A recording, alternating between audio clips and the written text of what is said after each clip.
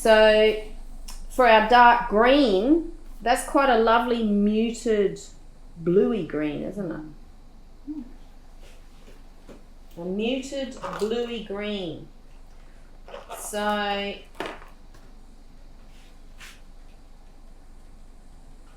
I'm toying with the idea of going for Prussian blue, but I'm aware that it's such a strong stainer, it can be quite deadly.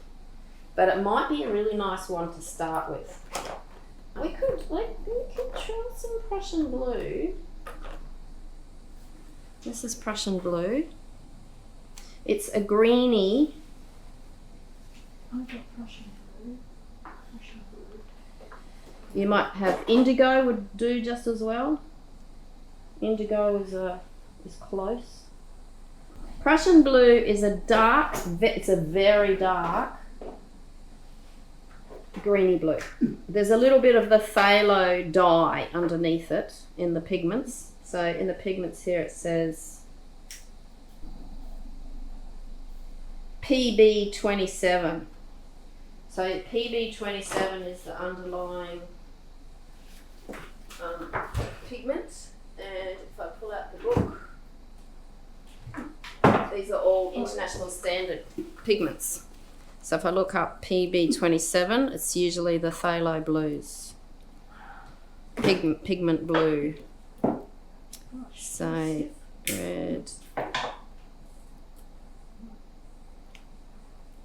This is in the safety guide that I swear by. If you want to find out how dangerous some paints and pigments are, just scare yourself by reading this book. Find out which ones give you cancer that you don't want to be swallowing and getting too much on your skin. PB27. Prussian blue.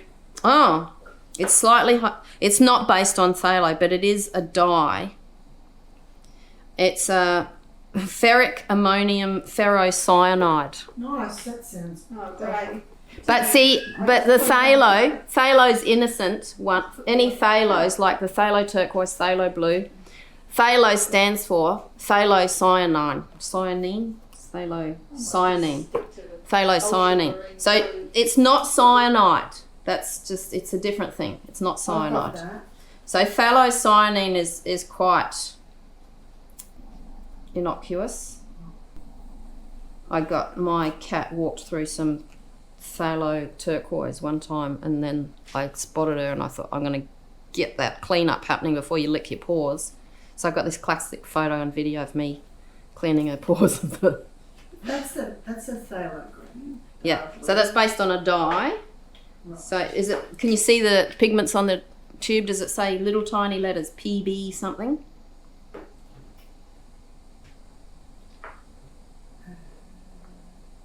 So I can tell you, the PB27 is ferric ammonium ferrocyanide. It's only slightly toxic, but can emit highly toxic hydrogen cyanide gas when exposed to acid, high heat, or strong ultraviolet light. We're not doing any of that to this. PB15.3. That is phthalo blue. It's copper phthalocyanine. It's sometimes, probably in cheaper versions, it may be contaminated with PCBs, which cause cancer and birth defects. But that's only if it's been contaminated with the PCBs. So it's fairly innocuous. This one's PB15, same, copper phthalocyanide. So see, all of these different brands, all these different tubes, quite often they're based on the same pigment underneath, and they just bung in their own little version of the medium to mix it into the tube, and then they give it a fancy name and put a pretty colour on the tube, and they all look slightly different depending on what they've done with the mixture. But usually they're based on a single dye, the good quality paints are, a single dye or a single pigment. And so that's why when I say diox purple, I could be talking about Windsor violet dioxazine, or I could be talking about blue violet with the Amsterdam range. All these different names, underneath it is exactly the same pigment. So I just call it diox purple. So it's really interesting when you start looking at the little letters on the tubes, and you'll always be able to find out if it's made up of two different pigments, which is when you get dirty colours. The really good brands only have a single pigment. Yeah, that's the single pigment. So the ones that say hue on them usually have more than one pigment underneath it all. So sometimes you've got pigments PR108, so that's the red cadmium one.